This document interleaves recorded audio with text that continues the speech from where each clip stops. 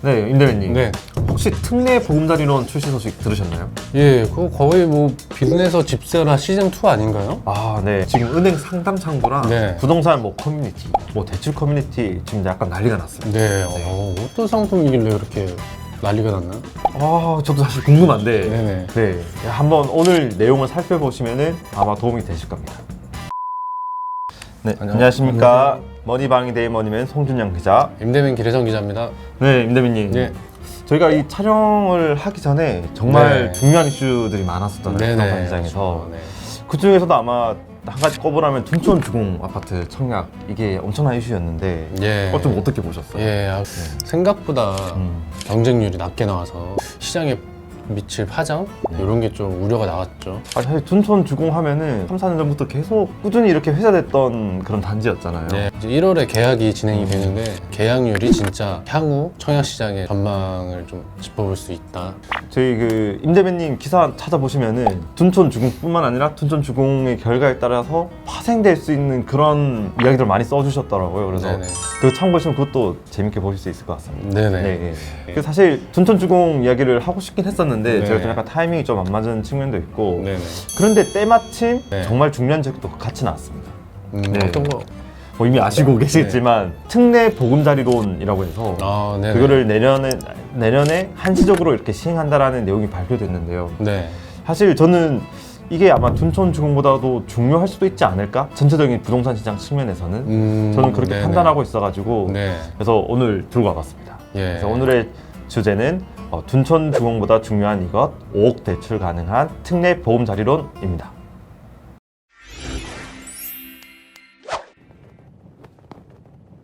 네, 원희맨님. 네. 보금자리로는 네. 이제 많이 들어봤는데 아, 그렇죠. 좀 네. 특례 보금자리로는 생소하실 것 같아요. 네. 예. 사실 뭐 인터넷 뭐 부동산 카페 같은 데 가면은 이미 엄청나게 이렇게 회자가 되고 있긴 하더라고요. 근데 네네. 아마 모르시는 분들도 있을 것 같아서 좀 설명해 드리면은 정책 모기지 상품, 그러니까 정부에서 좀 지원을 해주는 상품이라고 이해하시면 편한데 이번 특례 보금자리론 같은 경우는 서민 부담 경감을 위해서 나온 정책이잖아요. 네. 일반형 안심 전환 주택, 적격 대출, 그다음에 기존 보금자리론을 사실 하나로 합쳤다? 네, 이렇게 보시면 될 것 같아요. 예, 그럼 기존의 정부 대출 상품들이 거의 합쳐진 거라고 볼 수 있겠네요. 뭐 소득 요건 이런 거 보면 정말 복잡했는데 이걸 약간 좀 심플하게 구성했다. 네. 이렇게 한번 보시면 될 것 같습니다. 예. 네. 그럼 여기 좀 뭐 어떤 조건이나 네. 뭐 좀 어떤 게 다른지 좀 설명해 주시죠. 아, 네. 우선 그 적격 대출을 이렇게 좀 설명을 하면은 네. 적격 대출이 9억 원 이하의 주택에 이렇게 대출이 나오는 거고 네. 이게 또 5억 원까지 대출이 나오거든요. 네네. 근데 적격 대출은 기존의 어떤 모기 상품과 다르게 한 50년까지 이렇게 대출해준 상품이란 말이에요. 네네. 근데 이거랑 약간 겉으로는 좀 유사한 게 네. 특례 보금자리론도 9억 원 이하 주택, 그 다음에 5억 원까지 대출이 나와요. 그런데 대신에 금리 같은 경우는 적격 대출은 지금 보면은 11월 기준으로 보면 한 6% 후반대 이렇게 높네요. 나와 예. 있거든요. 근데 지금 특례 보금자리론은 4%대에 나올 것이라는 게 지금 예상되고 있습니다. 4%로 나서 금리 수준이 낮고 네.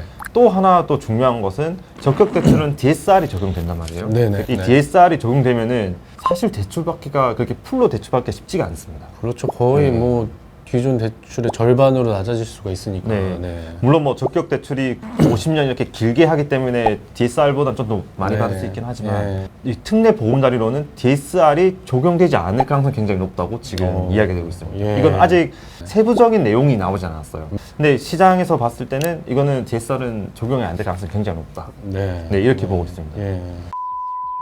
안심전환대출이랑 또 이어서 설명을 좀 더 해보자면은 안심전환대출 같은 경우는 이것도 이게 형평성 문제가 굉장히 많이 제기됐습니다. 예. 네. 예를 들면 보금자리론 같은 경우는 무주택자들이 주택을 구입하기 위해서 이렇게 대출을 일으키는 거잖아요. 네네. 근데 안심전환대출은 기존에 이렇게 주택을 구매하기 위해서 대출을 냈던 사람이 이자 경감을 위해서 이렇게 새롭게 대출을 전환하는 건데 네. 오히려 이 안심전환대출이 무주택자를 위한 보금자리론보다 금리가 좀 더 낮습니다. 네. 네네. 그럼 오히려 무주택자들한테 혜택을 줘야 되는데 네. 안심전환 대출의 금리가 조금 더 높다 보니까 이런 형평성 문제가 생긴 거죠. 네. 그래서 뭐 이런 거 포함해서 같이 하나로 통합해 버린 거죠. 금리 네. 수준을 예. 맞추면서. 네. 뭐 안심형 전환 대출 같은 경우는 네. 이게 주택 가격이 6억 원 이하, 그다음에 이게 뭐 앞으로 뭐 9억 원 이렇게 늘린다고 이야기가 나왔긴 네. 했었거든요. 그리고 대출 한도도 3.6억 원. 이것도 나중에 5억 원을 늘린다고 했어요. 근데 네네. 소득 한도도 1억 네. 원이었던 거죠. 네. 이런 것들을 맞물려 가지고 그냥 에이 뭐 이렇게 바꾸느니 합치자 해서 이렇게 특례 보금자리론이 나오게 된 겁니다. 예. 네. 그럼 이게 뭐 아까 좀 한시적으로 시행된다고 네. 하셨는데 뭐 어느 정도? 저는 이게 좀 중요하다고 보는 게 네네. 내년 1년 동안 이렇게 한시적으로 운영한다고 합니다. 아, 그럼 이게 네. 기존에 3개 상품이 있고 네. 그 추가가 되는 거죠? 1년 동안 한시적으로. 아, 네. 그렇게 보시면 되는데 네. 적격 대출을 하시고 싶은 분은 그냥 특례 보금자리론 하시면 됩니다. 사실.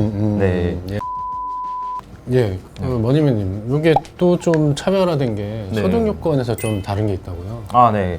그 특례 보금자리론 같은 경우는 네. 소득 요건이 없습니다.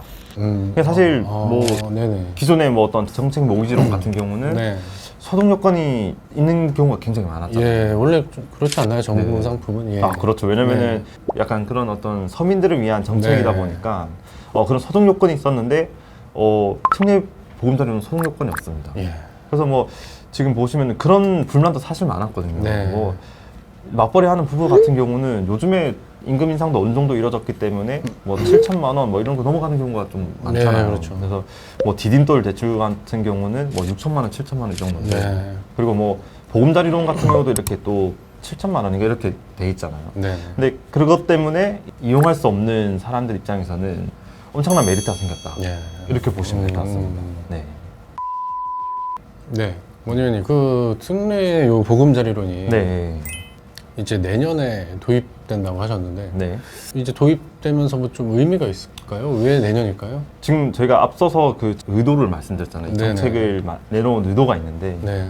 그 중에 하나가 시장의 연착륙이죠. 이게 네네. 서서히 이렇게 지금 깔아앉기를 정부 입장에서 원하는데 네. 물론 지금 뭐 역대 정부 중에서 연착륙을 이렇게 의도했지만 성공한 사례는 많지는 않기는 해요. 네. 네, 되게 극히 드문데 어떻게 보면 지금 거래가 없기 때문에 거래를 좀 활성화시킬 수 있는 부분이 없잖아 있거든요. 네. 일부 수요자들한테는 등을 긁어줄 수 있다. 9억 원 이하의 아파트. 물론 지금 서울 아파트 가격이 지금 웬만한 거는 국민 평수 기준으로는 10억 넘는 경우가 지금 허다한 상황인데 네. 지금 약간씩은 조금 떨어지고 있는 상황이잖아요. 네, 지금 뭐 계속 하락을 하고 있어서 네.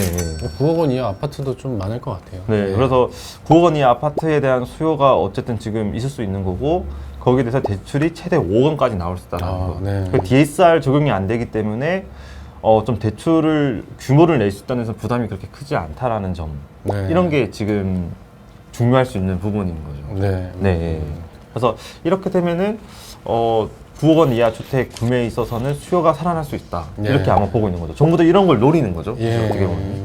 그래서 기존에는 대출을 못 내서 집을 못 샀던 분들 입장에서는 집을 살 수 있는 수요가 있을 수 있다. 이게 또 한 가지 측면은 이게 대환 대출이 된다 그랬었잖아요. 네네. 그러면은 이게 전세 뭐 어떤 태거하면서 나오는 시장의 충격 이런 충격을 좀 줄여줄 수도 있고 전세 태거 대출을 받음으로써 전세 시장에서 어떤 그런 경매로 들어간다거나 그런 경우가 좀 더 줄여줄 수 있는 측면이 있는 거죠. 예. 네. 지금 뭐 전세입자 구하기가 좀 힘들어졌으니까. 네, 예. 또 하나는 1주택자 분들은 그런 생각을 많이 하실 거예요. 갈아타기를 너무나 하고 싶은데 네네. 지금 갈아타기를 하기에는 집이 안 팔린단 말이에요. 좀 더 예를 들어서 상급지로 간다거나 네네. 좀 더 큰 평수로 넓히려면은 이번 특례 이런 보금자리로는 다시 한번 대출을 받아서 새롭게 주택을 갈아탄다거나 이런 전략이 생길 수 있는 거죠. 네, 머니미는. 네. 이게 1년 동안 이제 뭐 한시적으로 진행이 되지만 네. 아무래도 이제 돈을 이렇게 빌려주는 거기 때문에 네. 또 집값을 자극할 수 있는 뭐 그런 우려가 있지 않을까요? 이것도 정말 다양한 해석이 있더라고요. 네네. 이 하나하나 차근차근 이렇게 좀 약간 좀 들여다보면은 네. 대출이 일단 나오는 거잖아요. 네, 그렇죠. 내년밖에 기회가 없어요. 네. 내 집 마련에 너무 그런 고픈 사람들 입장에서는 이 정책을 이용한 게 되게 이득이 있다고 볼 수가 있는 거죠. 그렇죠. 생각보다 저는 이 정책 나왔을 때 솔깃하더라고요. 아, 네. 그럼 내년에 도전을 하시는. 그거는 가봐야 되겠지만 네. 저는 이미 집값이 진짜 뭐 거의 하반기 들어서 거의 엄청 떨어졌잖아요. 네네. 한 30% 떨어질 때도 많은데 네.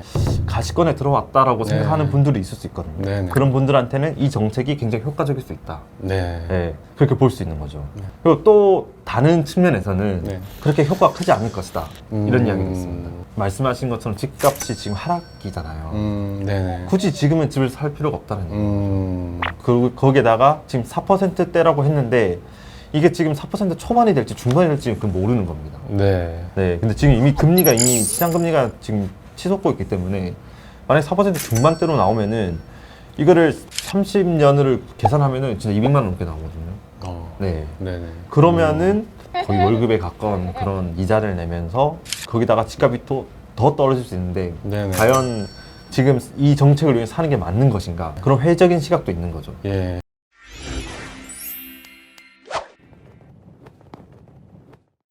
네, 머니님. 네. 아, 오늘 그 이제 특례 보금자리론 네, 아주 좋은 내용을 가지고 오셔서 네. 제가 잘 들어봤는데요. 네.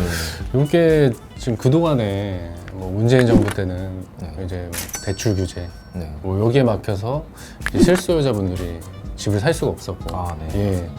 그리고 또 이제 윤석열 정부 들어서는 금리가 너무 올라서 아, 네. 이제 살 수가 없었는데 네. 그런 걸 좀 되게 보완하는 이런 상품이 나와서 네.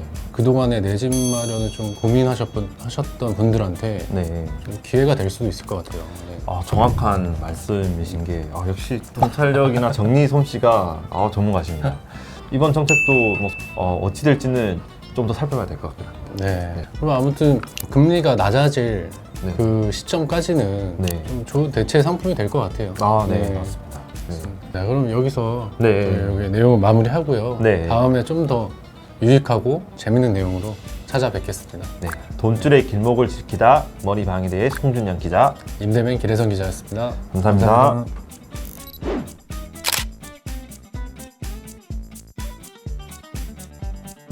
임대맨님, 네. 뭐 윤석열 정부가 이번에 새롭게 대출 규제 완화를 냈더라고요. 네네, 이 대출 규제를 확 풀었죠. 그러면 집 살 수 있는 건가요? 아, 살 수 있을까요? 못 사나요? 내 집 마련을 할 수 있을지 없을지 네. 한번 살펴보도록 하겠습니다. 네. 안녕하십니까. 네, 머니방위대의 머니맨 송준영 기자. 임대맨 기래성 기자입니다. 혹시 그 설문조사 혹시 보셨어요? 어떤 설문조사입니까? 그 전국 3,520명의 어떤 청년들을 대상으로 설문조사를 했는데 네. 결혼을 하겠다라는 응답자가 38.4%. 아이를 낳겠다고 이렇게 질문 응답한 사람도 38.7%. 네. 굉장히 낮죠. 네. 그런데 집을 마련해야 된다라는 생각을 밝힌 사람은 거의 73.9%였습니다. 결혼은 안 해도 내 집 마련을 해야 된다. 뭐 좀 이런 어, 게 크네요. 네, 그렇죠. 뭐 예전에 뭐 결혼을 해야 된다가 엄청난 인생의 과업으로 여겨졌었잖아요. 네. 그 이제는 내 집 마련하는 게 인생에 있어서 큰 과제가 됐다. 이렇게도 좀 해석할 수 있을 것 같아요. 예, 요즘에는 이제 자산이면서도 필요한 거니까요. 네. 무주택자로 살아보니까 네. 왜 집이 있어야 되는지 알겠더라고. 근데 이런 상황에서 약간 청년들한테 약간 좀 희소식이 아닐 수도 있는 이런 이야기가 나오고 있더라고요. 그래서 정부가 지난 30일이죠. 그 서민 안정을 위해서 10대 긴급 안정 대책 내놨어요. 네. 하였습니다. 신속히 추진 가능한 물가 민생 안정 과제들을 추가로 발굴하여 오늘 첫 경제관계장관 회의에서 확정하고 서민 주거 안정을 위해서 크게 이제 세 가지 정도 됐는데 보유세 완화, 거래세 완화, 금융 접근성 제고 이렇게 세 가지를 내놨는데요. 금융 접근성 제고라고 하면은 대출 관련된 그런 말씀이신가요? 네네. 이번에 이제 정부에서 대출 완화되는 부분을 되게 강조를 하면서 이렇게 여러 가지 내놨더라고요. 생애 최초 이제 주택을 구매하는 분들에게 LTV를 80%까지 완화해주겠다. 두 번째는 총부채 원리금 상환 비율이라고 해서 DSR. 네네. 네. DSR인데 장래 소득까지 반영해서 좀 이 대출 한도를 늘려주겠다. 그리고 이제 마지막으로 이것도 이제 청년 신혼부부 대상으로 한 건데요. 만기를 50년까지 이제 늘려주겠다. 상당히 어떻게 보면은 사실 정말 혹하거든요. 제 수요자 입장에서. 네. 그럼 집 살 수 있는 건가요? 근데 이제 돈을 풀어줌으로써 살 수가 있는 건지 한번 따져보자는 말씀. 예, 한번 현실을 한번 따져보려고 오늘 이제 준비를 해봤습니다. 그렇다면은 네. 오늘의 주제는 무엇입니까? 네, 그래서 오늘의 주제는 대출 규제 완화, 내 집 마련할 수 있을까?입니다.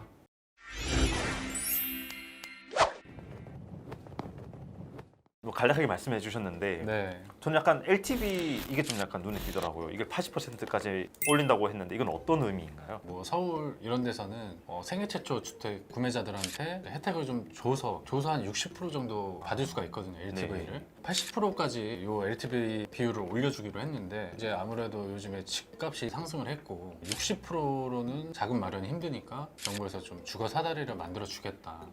주거 사다리. 이런 취지로 80%까지 확대해 준다고 한 거죠. 네. 예, 요거는 이제 3분기 7월에서 9월 사이에 시행될 것으로 예상이 되고요.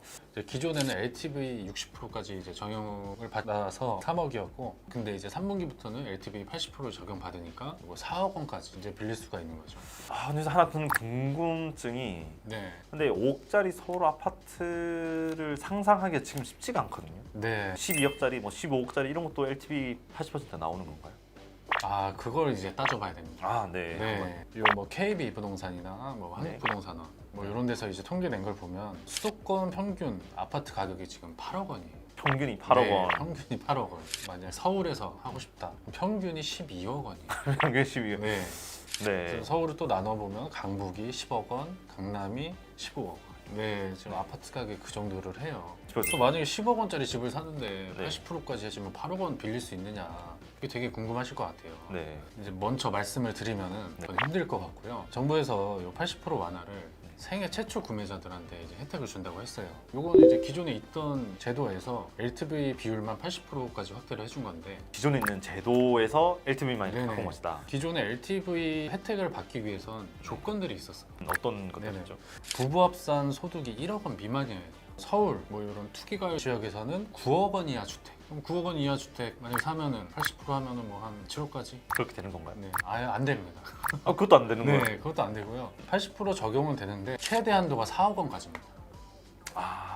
그 예를 들었던 5억 원 이상, 9억 원 밑에 있는 아파트들은 다 4억이 최대겠군요. 그렇죠. 이제 아까 서울 집값 말씀드렸잖아요. 이제 5억 원으로 해야 최대 80%에서 4억 원까지 받을 수 있는데 그런 집이 몇 채나 될까? 아쉬울 수 있는 부분이겠네요. 네네.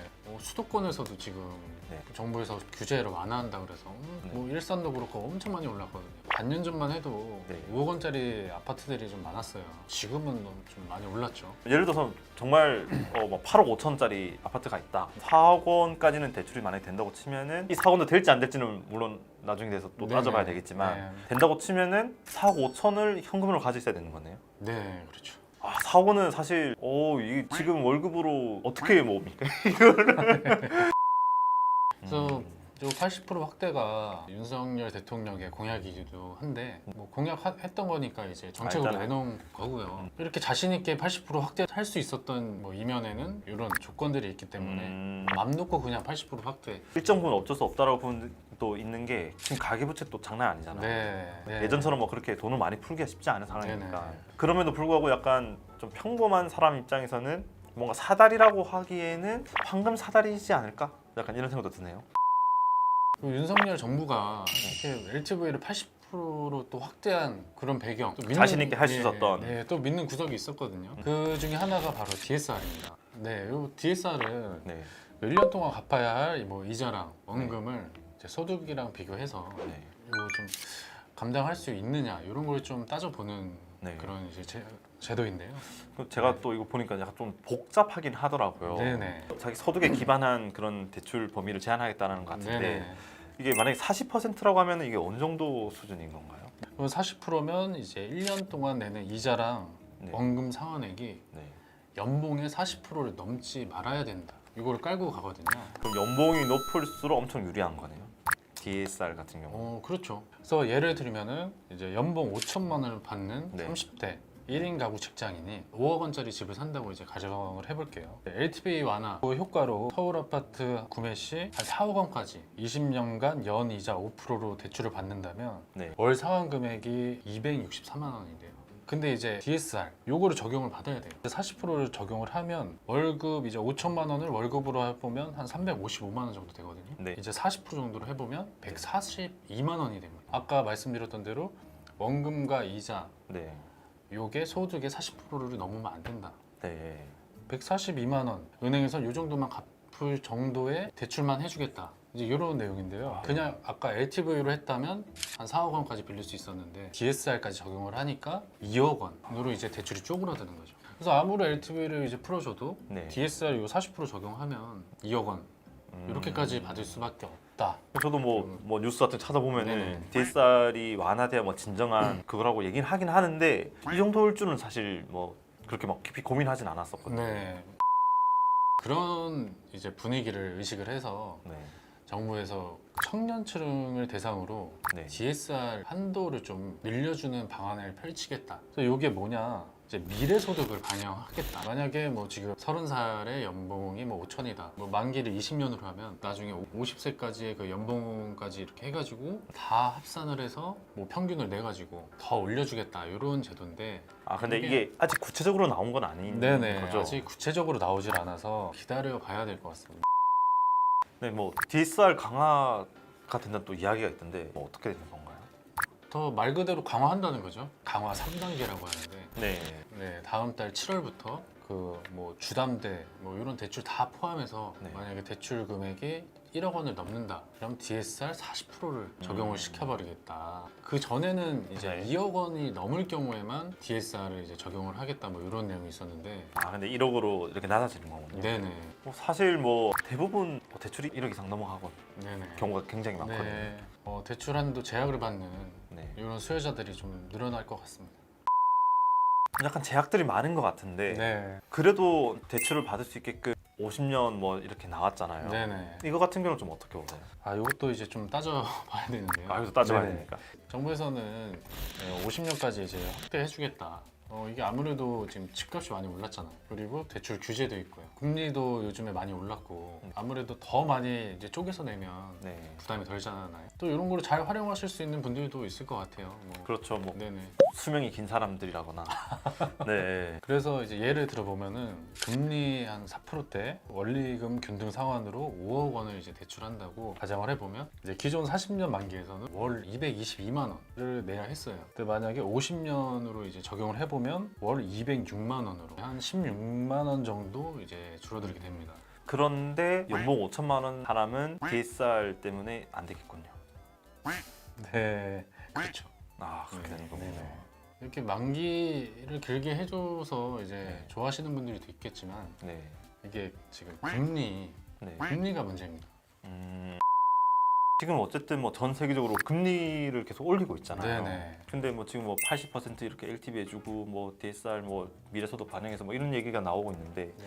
이런 부분도 좀 고려해야 되지 않을까요? 네, 한국은행에서 네. 이 기준금리를 계속 올리고 있고 네. 그래서 연말까지 그 주택담보대출이죠. 그 네. 시중은행 그 주담대 금리가 한 7%를 넘어설 거라는 이런 얘기도 있어요. 아 연말에 7%면은 네네. 아 거의 이건 엄청난 수준이네요. 그 주담대 금리가 7% 넘어선 거는 2008년 이후 그 이후에 처음이라고 하더라고요. 그때가 글로벌 금융위기 터질 때였잖아요. 그 정도로 지금 상황이 좋지 않다. 월 상환해야 되는 금액으로 한번 좀 계산해 주시면은 금액으로 해보면은 주담대 4억 원을 지금 금리 한 4% 정도를 적용해서 원리금 균등 상환 방식으로 갚는다. 이렇게 하면 월 평균 이자 부담액이 한 79만 원 정도 됩니다. 네. 하지만 이제 금리가 이제 1% 오른다고 가정을 해보면 103만 원까지. 아, 1%만 올라도? 네네. 7%까지 오른다. 그럼 155만 원으로. 아 거의 더블이네요. 네네. 이제 물론 이제 개개인마다 틀리지만 네. 좀 오름폭이 되게 늘어날 거는 기정사실화된 거죠. 그렇다면은 뭐 LTV 이게 대출이 좀 완화됐더라도 실제 수요자는 그렇게 많지 않을 수도 있다. 약간 좀 결론적으로 보면은 지금 나온 이런 정책들이 어떤 사람한테는 정말 좋을 수 있는 수단이 될 수 있고 또 어떤 사람한테는 엄청난 부담이 될 수 있다. 어떻게 뭐 어떤 분들한테는 빚 좋은 개살구였다.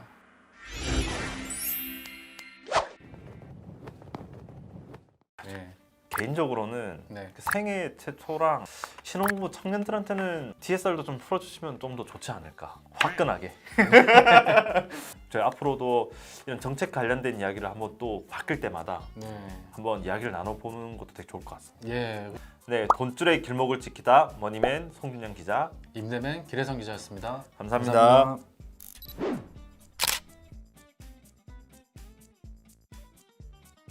집값은 떨어지고 분양가는 오르고 미계약은 속출하고 청약 준비 중이신 분들 고민 많으시죠? 청약이 고민이신 분들 오늘 방송을 주목해주세요.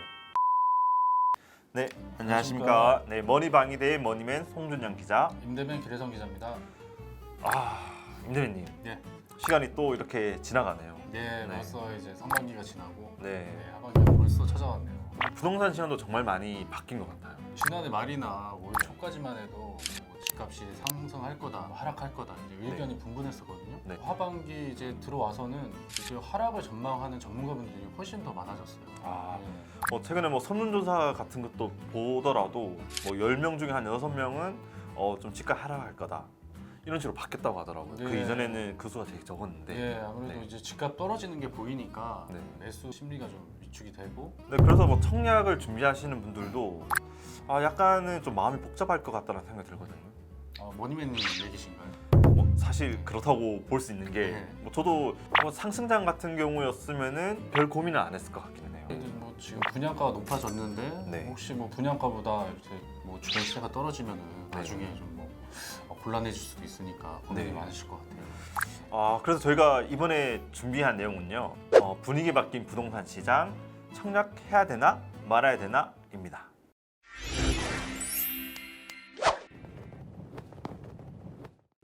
네, 원희민님. 네. 그럼 이제 청약 오늘 이제 좀 알아볼 건데 네. 하반기에 좀 뭐 물량이 있나요?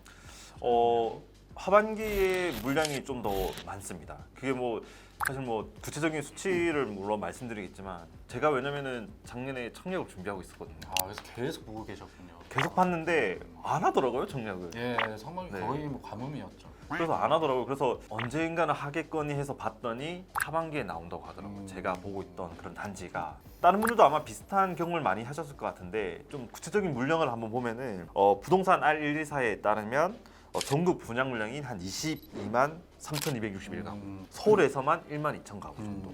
그래서 서울에 만 단위가 넘어갔네요. 그렇죠. 네. 만 단위 넘어갔으면은 상당한 숫자죠. 네. 서울과 경기도 지역을 합친 수도권을 보면은 그 2천 가구 이상의 대단지 아파트 있잖아요. 네네. 대단지 아파트도 한 12곳 정도 돼요. 어, 네, 여기서 한 1만 4천 가구 정도. 예, 맞네요. 네.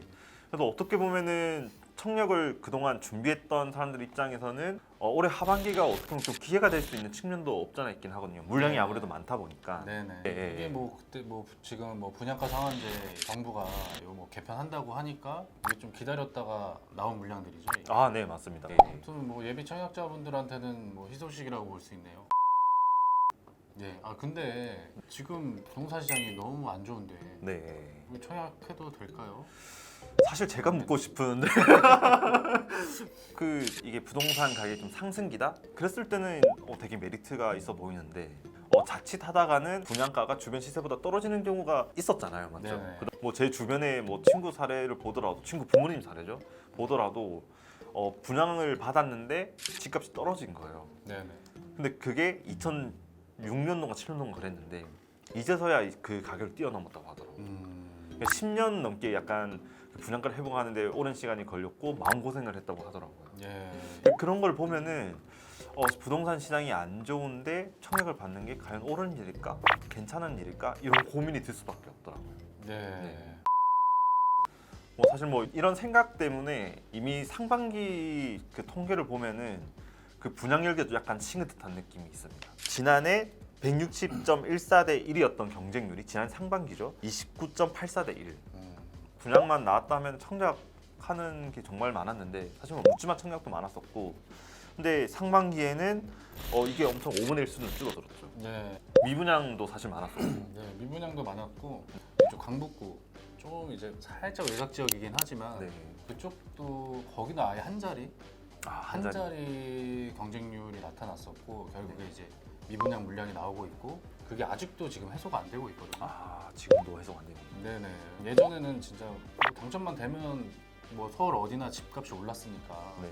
이제 모두 다 묻지마 청약 이런 식으로 뛰어드셨는데 지금은 좀 고민을 하게 되는. 입지를 보고 이쪽에 뭐 좀 상승 가능성이 있나 네. 좀 그런 걸 많이 따져 보시는 것 같아요. 네. 그래서 지금 청약을 준비하시는 분들에게 있어서 좀 살려봐야 될 부분 중에 하나가 부동산 시장의 분위기.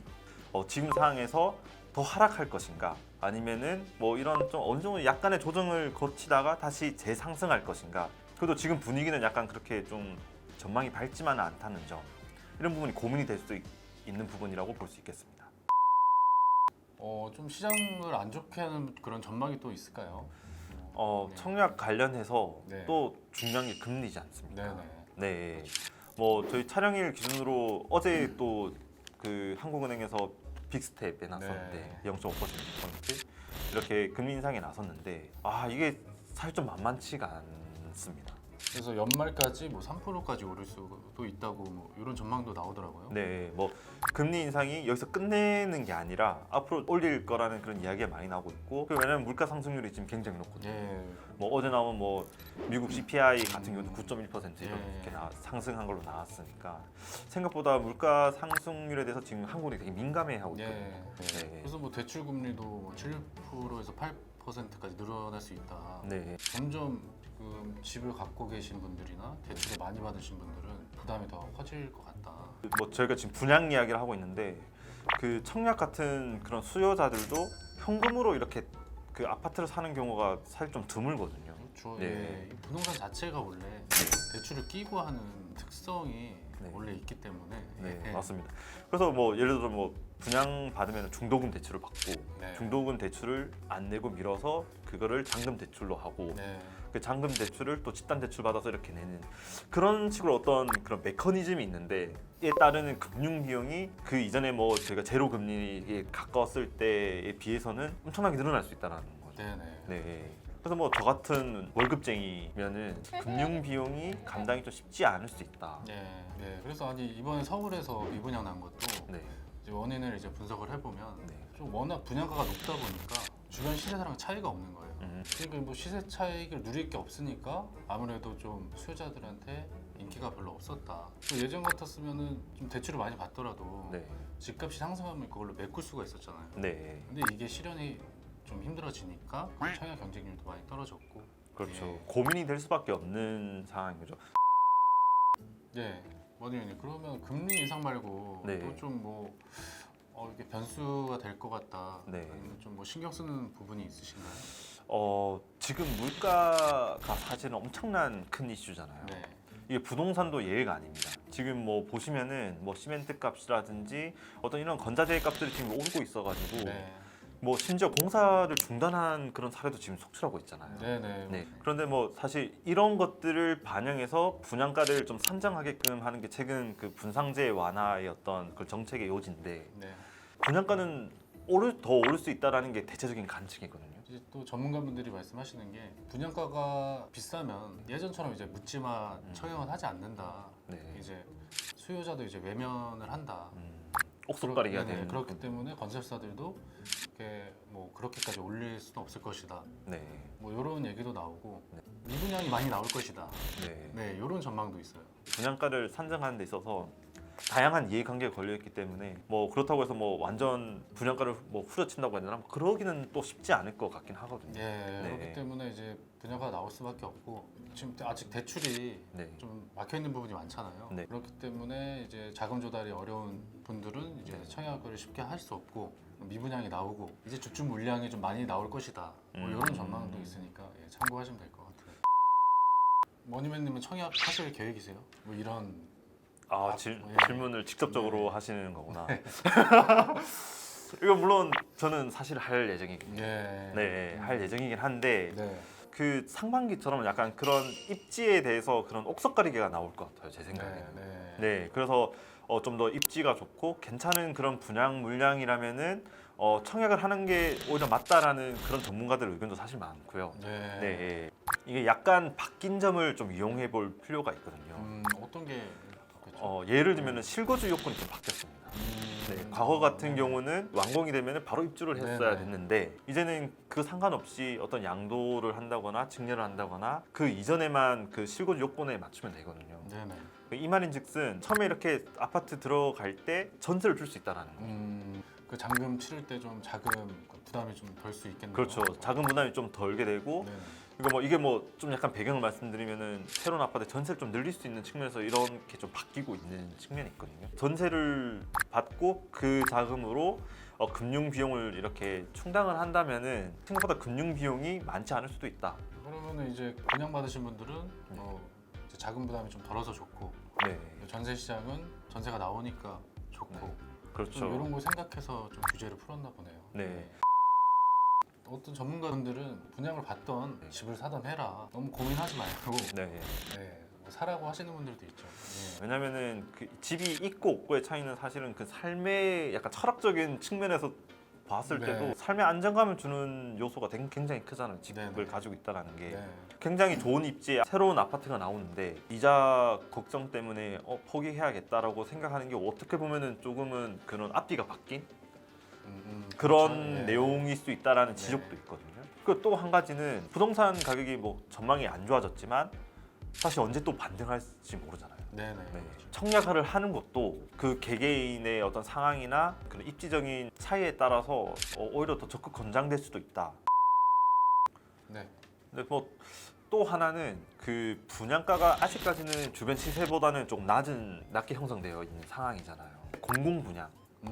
네, 3기 저희가 예전에 다뤘던 그 3기 신도시가 마침 또 지금 또 분양을 할 계획이더라고요. 예, 지금 네. 이제 나온 게 창릉, 네. 그다음에 왕숙 1, 2지구, 평택 부덕, 화성 대안 2. 네. 네, 이렇게 이제 사전 청약이 진행될 예정입니다. 네. 뭐 이런 지역 같은 경우는 뭐 지금 뭐 주변의 어떤 시세보다는 확실히 좀 싸니까 예, 이게 거의 주변 시세의 40에서 50% 네. 이 정도 수준이에요. 그래서 뭐 남양주 왕숙 이런 데는 4억, 5억. 예, 그 바로 옆에 다산 신도시 보면은 지금 10억 넘어가는 것도 되게 많거든요. 네. 그런 거에 비하면은 뭐 나중에 부동산 시장이 뭐 하락해도 네. 가격 방어가 되고 음. 또 이제 신도시는 실패할 확률이 그렇게 많지 않다고 하더라고요.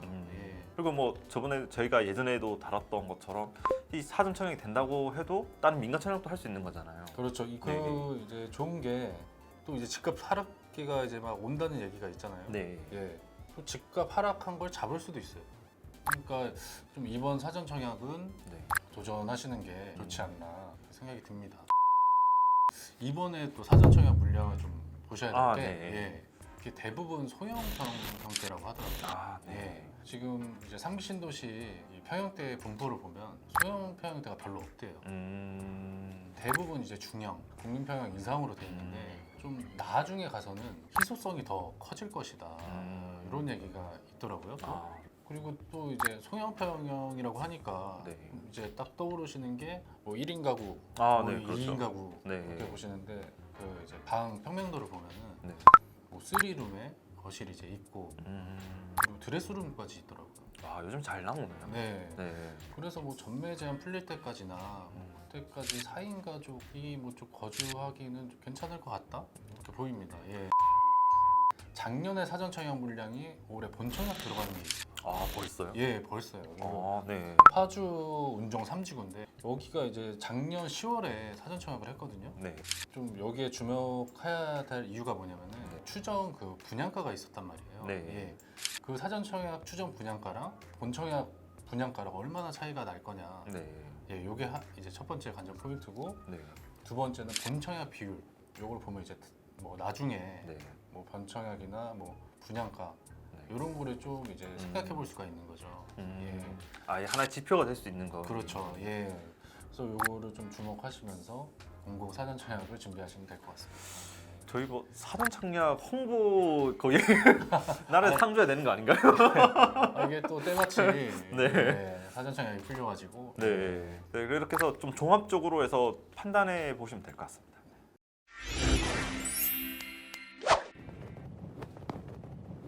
지금까지 그 분양 상황이랑 좀 약간 고민될 수 있는 부분들을 좀 다뤄봤고요. 네네. 저 다음 시간에는 또 현장에 한번 또 나가봐야겠죠. 네네. 네, 좀- 현장에 나가서 좀 더 유익한 내용 이런 것들 한번 다시 한번 들고 와보겠습니다. 네. 네. 네, 지금까지 돈줄의 길목을 지키다 머니맨 송준영 기자. 임대면 기대성 기자였습니다. 감사합니다.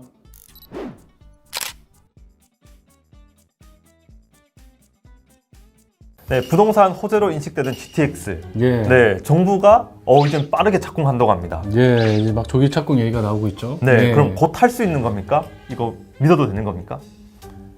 거짓말입니다. 네. 안녕하세요. 안녕하세요. 네, 머니방위대의 머니맨 송준영 기자. 임대면 기대성 기자입니다. 머니맨님 오늘 네. 오실 때 대중교통 이용하셨나요? 뭐 저는 사실 대중교통을 많이 이용하죠. 제가 아무래도 그 경기 남부권에 살다 보니까 네. 대중교통을 이용 안 할 수가 없거든요. 이 거리가 엄청 멉니다. 대중교통을 이용한다 하더라도. 서울 외곽이나 네. 수도권 지역에서 네. 이쪽 출퇴근하시는 분들은 네. 좀 되게 힘드실 것 같아요. 그래서 저희가 좀 이렇게 대중교통을 지금 이야기하는 이유가 네.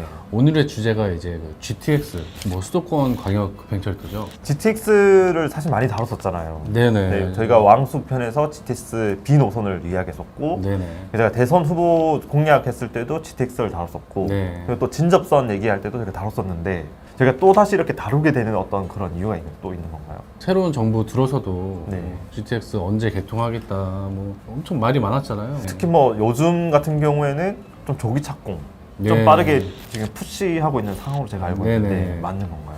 원희룡 장관이죠. 원희룡 장관한테 최대한 땡길 수 있는 거 땡겨라. 예, 좀 시기를 앞당겨서 그 수도권 시민분들을 그 출퇴근 지옥에서 빨리 빼내라. 이런 특명을 내렸었거든요. 수도권 GTX는 기존 노선의 적기 완공과 신규 노선 계획에 총 6,730억 원을 투자하고 조성하겠습니다. 사실 뭐 원희룡 뭐 장관 입장에서도 이게 좀 임기 내에 좀 완성이 되고 이러면은 또 본인의 업적이 될 수 있는 거잖아요. 그렇죠. 예. 네, 그런 측면에서 되고 있는 것 같은데, 근데 이게 생각보다 좀 쉽지가 않은가 봐요. 예, 이게 지금 뭐 노선들마다 네. 다 이슈가 있어가지고 노선들마다. 예, 네. 그래서 그 개통 일정이 이제 맨날 바뀌니까 네. 맨날 이제 미뤄지고 이러니까 네. 그 시기를 잘 저도 아. 이게 헷갈리더라고요. 그래서 예. 오늘 한번 GTX를 한번 점검해 보자. 오늘은 좀 그 GTX의 지금 현재 상황과 각 노선에서 벌어지고 있는 논란들, 네. 언제 개통이 진짜 좀 이루어질지 한번 네. 예상을 해보는 그런 시간을 갖도록 하겠습니다. 네. 아우 정말 궁금합니다. 네. 그래서 오늘의 주제는 네. GTX 개통 시기 대해부입니다.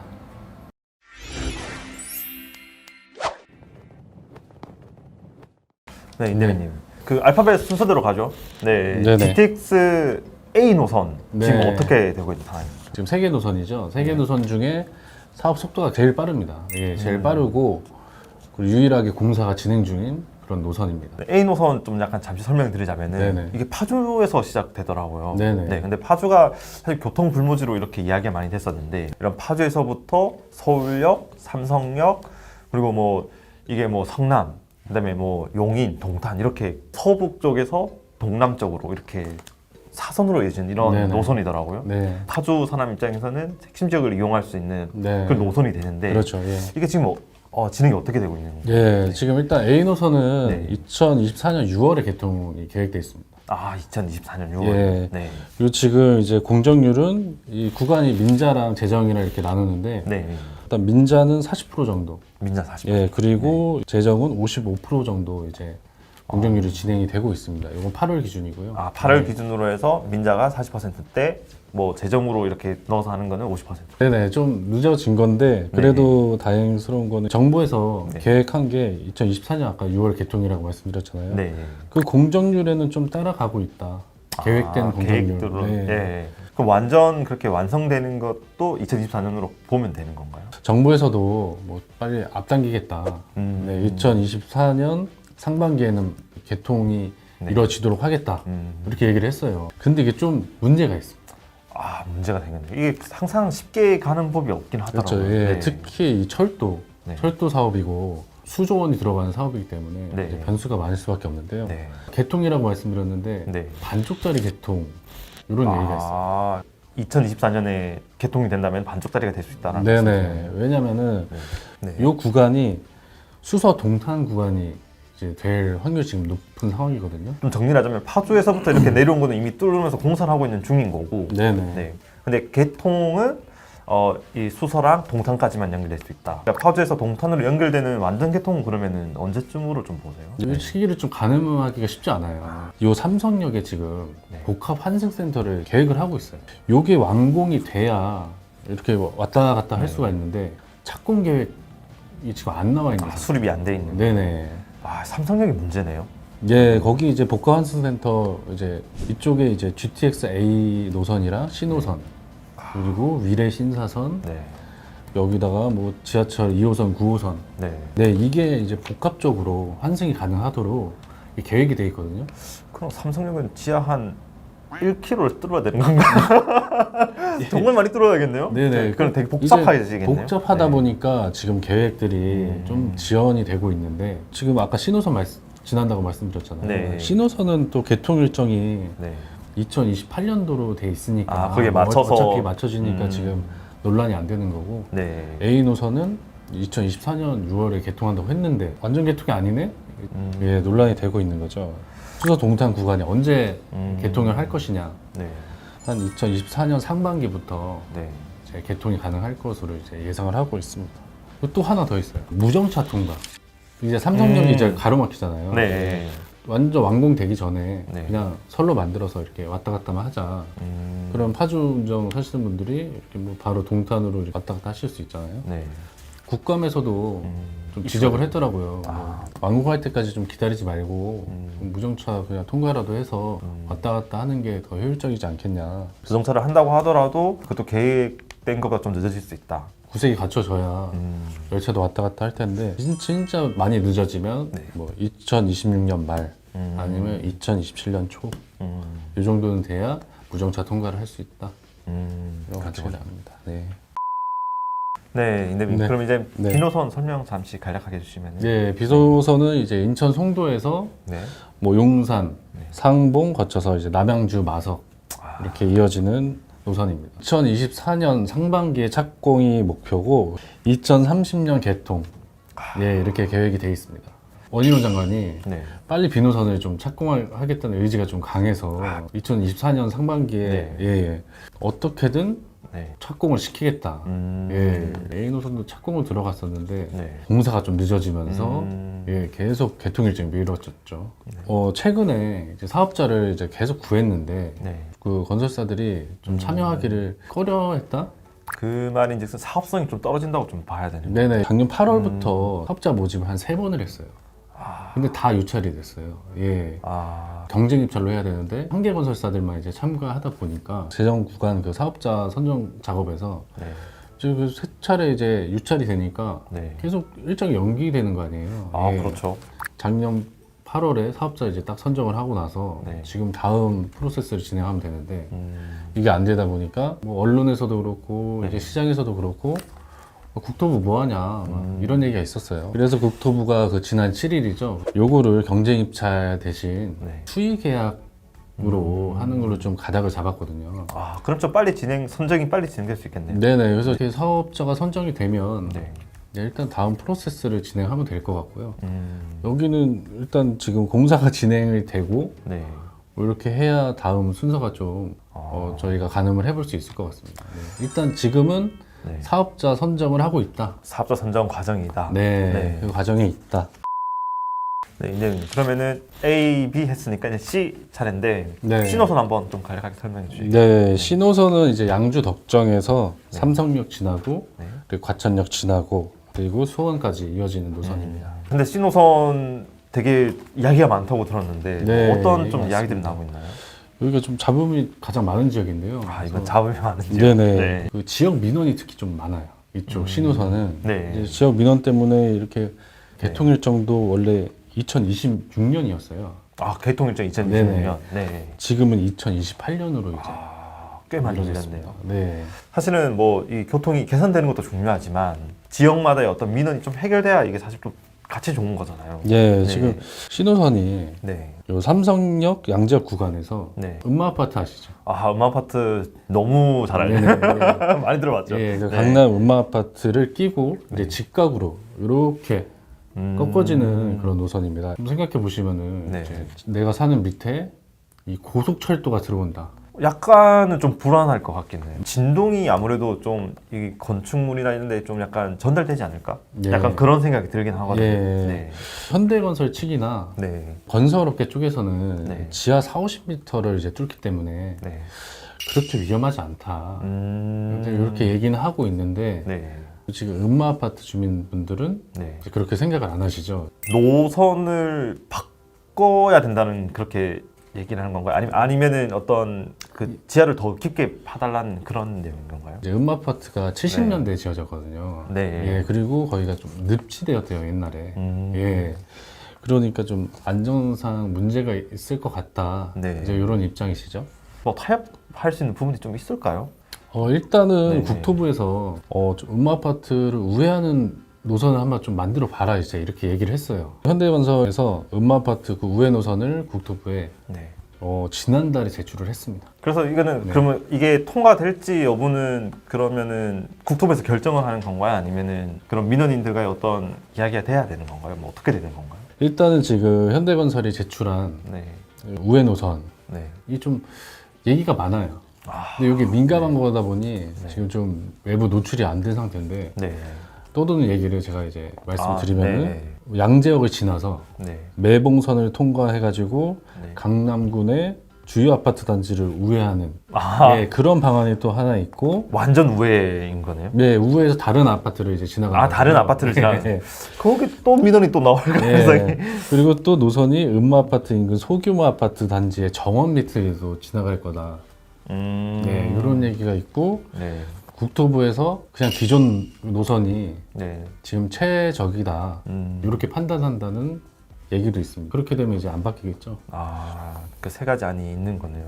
뭐 우회 노선이 만약에 다른 아파트를 또 들어가게 되면 네. 그 지역 또 주민분들도 또 네. 반발을 하실 거 아니에요. 그러면 또 이제 뭐 검토해야 되고 네. 불확실성을 좀 키우는 요인이 될 수가 있겠죠. 아, 그게 쉽지가 않겠네요. 밀어붙이기에도 사실 어떻게 보면 그 불안, 그 음마 아파트 주민분들의 어떤 논리도 맞는 부분이 일정 부분이 있을 수 있으니까 네. 좀 불안한 감을 어쨌든 그런 감소시키면서 좀 확정을 지어야 될 것 같은 그런 생각이 좀 들기도 하네요. 그러면은 이것만 해결되면 되는 건가요? GTX C 노선이? 또 아니요. 시스템이- 아, 예. 이것도 또 다른 게 있나요? 네. 창동역, 도봉산역 구간이 있습니다. 지하철 노선이 지하화냐 지상화냐 요거에 대해서 좀 아, 쟁점이 있습니다. 원래는 지상인 건가요? 신호선이 네. 원래는 전 구간이 지하화로 이제 계획이 돼 있었어요. 네. 이제 국토부에서 다시 제안을 한 거예요. 이쪽 창동 도봉 구간은 좀 지상화를 하는 게 어떻겠냐 제안을 했고 네. 국토부도 뭐 좀 그래 나쁘지 않네요. 예. 약간 이런. 이렇게 진행을 한 겁니다. 네.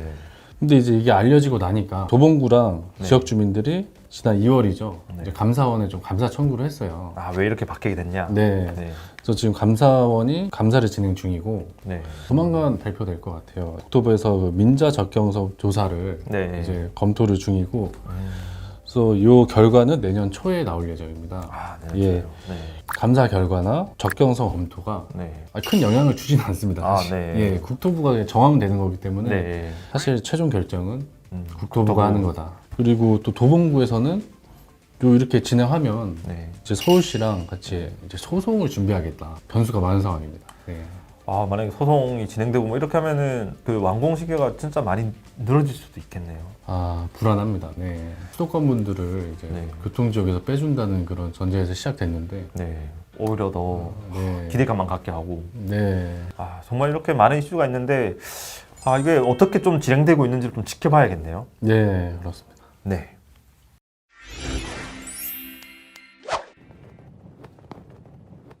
네, GTX 굉장히 복잡하네요. 뭐 2030년, 2028년 뭐 숫자들이 너무 많아가지고 저도 헷갈리긴 한데, 이게 좀 앞으로 좀 잘 정리돼가지고 사실 경기도민 입장에서는 좀 잘 됐으면 좋겠다는 생각도 많이 들긴 합니다. 네. 네. 네, 지금까지 저희는 GTX 노선에 관련돼서 저희가 한번 다뤄봤고요. 다음번에는 좀 더 유익한 내용으로 다시 돌아오도록 하겠습니다. 네, 지금까지 돈줄의 길목을 지키다 머니맨 송준영 기자. 임대변 기래성 기자였습니다. 감사합니다.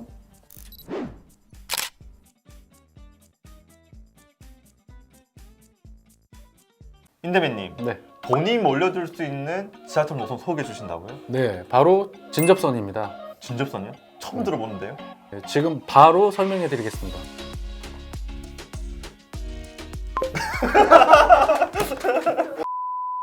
네, 안녕하십니까. 네, 머니방이 대의 머니맨 송준영 기자. 임대맨 기래성 기자입니다.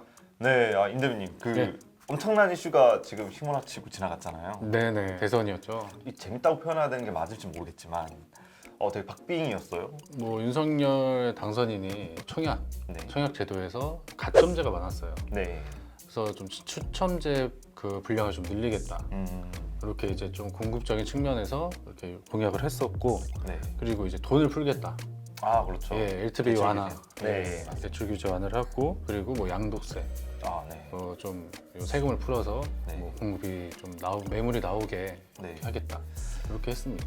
물론 좀 약간 시간이 좀 지나긴 했지만 좀 자세한 내용은 저번 편 한번 참고해 보시면 좋을 것 같고요. 네, 그러면 오늘 주제는 뭐 대선 관련된 건가요? 아니면 뭐 다른 건가요? 될 수도 있고 안 될 수도 있는데요. 네. 이제 윤석열 후보가 아, 공급도 이제 풀겠다, 음, 돈도 풀겠다. 네.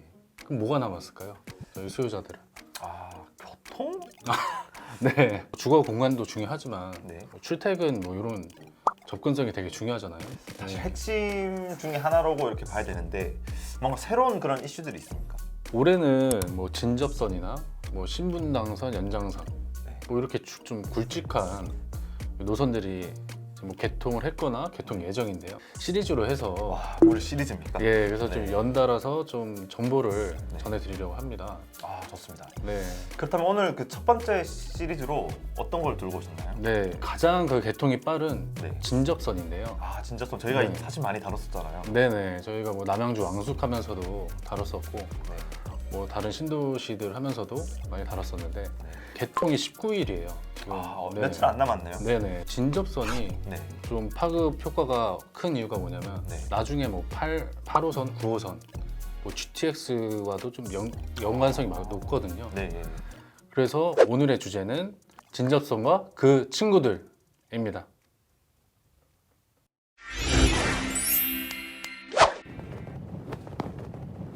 네, 임대민님. 네. 그 진접선과 그 친구들이라고 말씀해 주셨는데 네네. 이 뽀로로와 친구들 이런 느낌 나요. 네. 그 진접선은 뽀로로가 되는 건가요? 그렇죠. 네. 아, 그렇군요. 그러면 진접선에 대해서 우선 한번 설명해 주신다면은 예, 네. 진접선은 이제 좀 쉽게 말하면 네. 서울 지하철 4호선 연장선입니다. 지금 요 지하철 4호선이 노원구 당고개역에서 시작해서 네. 경기도 시흥 오이도역까지 이동을 하고 있거든요. 아, 네. 예. 근데 이번에 이 진접선이라는 것은 이제 당고개역에서 네. 이쪽 진접지구까지 네. 이렇게 쭉 연장한 그런 노선입니다. 그래서 네. 좀 자세히 이제 살펴보면 네. 요 4호선 당고개역에서 남양주 별내, 별내. 네, 그리고 오남, 네. 그리고 더 위로 올라가서 진접. 여기 2015년 6월에 착공을 했어요. 아, 예. 7년 전에 그렇게 착공을 했네요. 네네. 그래서 이달 19일 날 개통을 하게 됩니다. 그런 이야기를 전 사실 좀 많이 듣긴 했거든요. 이게 뭔가 개발한다고 했을 때 집까지 한번 뛰고 그 다음에 개통할 때 또 한번 또 이렇게 뜬다고 이렇게 하더라고요. 네네. 그건 네. 나중에 이야기 하나요? 네, 그건 좀 이따가 뒤에서 아, 네, 예, 알겠습니다. 얼마나 변했는지 한번 네. 알아보겠습니다. 네.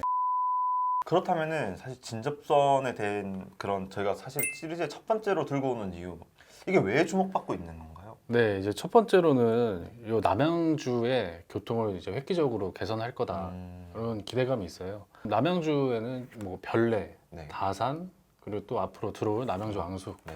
그리고 뭐 또 진접에도 진접지구라고 해서 네. 이렇게 이제 주거 단지 조성이 되고 있는데 네. 뭐 지하철이 하나도 없어요. 아, 뭐 그 공급되는 것에 비해서 네네. 교통이 엄청 네. 좋진 않군요. 예. 네. 그래서 뭐 만약에 여기서 버스밖에 없었거든요. 이쪽 지역이 네. 맨 위에 있는 진접에서 버스를 탄다. 네. 그럼 기존에는 당고개역까지 네. 1시간 이렇게 아. 소요가 됐어요. 당고개까지 서울까지가 아니라 네네. 당고개까지 지하철 타려면은 그까지 내려가는. 그렇죠. 예. 승용차로도 30분. 정말 머네요. 네네. 그러면요. 그리고 이제 아까 뭐 서울 도심 이제 말씀하셨는데 네. 서울역까지는 뭐 버스로 2시간. 2시간이면은 네. 거의 강원도 갈 수 있는 그 정도 네. 아닌가요? 맞죠. 그리고 승용차는 70분. 아. 이렇게 걸립니다. 이 출퇴근 시간 기준이고요. 네. 예. 아까 진접에서 당고개까지 2시간. 2시간이죠. 1시간이라고 제가 이제 말씀드렸죠. 맞습니다. 버스로. 네, 버스로 1시간. 근데 이제 여기 들어서게 되면 15분밖에 안 걸려요. 정말 획기적인. 네. 그리고 서울역까지는 아까 2시간이라고 2시간. 했죠. 네. 예. 52분으로 단축이 됩니다. 와, 정말 빨라지네요. 네. 그래서 어디를 가든 이제 기존 버스 대비 1시간 이상 이제 줄어든 거죠. 그러면 사실 좀 약간 진접이나 이런 남양주 쪽에 어떤 살고 싶어도 교통 때문에 좀 약간 주저하셨던 분들은 약간 새롭게 또 고민할 수 있겠네요. 네, 그렇죠. 이제 청약 이런 것도 네. 뭐 신도시 조성이 되면은 뭐 분양은 많이 하니까 네. 이런 교통편을 좀 알아두시면 좋죠. 그럼 배창객은 어떻게 되나요? 이게 배차 간격 나온 걸 보면은 출퇴근 시간 기준이고요. 네. 평균 10분에서 12분. 10분에 12분. 예, 이렇게 배차가 될 예정입니다. 그 외 시간은 한 20분 간격으로 이제 운행을 하게 됩니다. 물론 뭐 실제로 뭐 이게 어느 정도 운영되고 사람이 어느 정도 이렇게 꽉 찰지 모르겠지만 그래도 뭐 나쁘지 않은 수준으로 봐도 되겠네요. 네네. 네. 그러니까 사실 저희 제목에서 약간 궁금했던 것 중에 하나가 친구들을 옆에 붙였단 말이죠. 네네. 네, 친구들은 어떤 걸 의미하는 거예요? 네, 그 친구들은 바로 이제 네. 서울 지하철 8, 9호선입니다. 아, 895선. 네, 지도를 보시면은 네. 이제 별내 가람역. 네. 네네, 요게 이제 진접선에 있는 이제 지하철역인데 여기에 이제 8호선이 들어가고요. 이제 좀 더 올라가서 네. 이 별내 가람역과 오남역 사이에 네. 이제 새로운 신설역이 생길 예정인데 아. 요 신설역으로 9호선이 이제 이어지게 됩니다. 그러면은 우선 8호선 좀 이야기를 좀 더 자세하게 좀 설명해 주시면. 네네. 8호선 연장선을 별내선이라고 불러요. 아, 별내선. 네네. 네. 이게 어떻게 이제 이어지냐면은 이제 그래프를 보시면 네.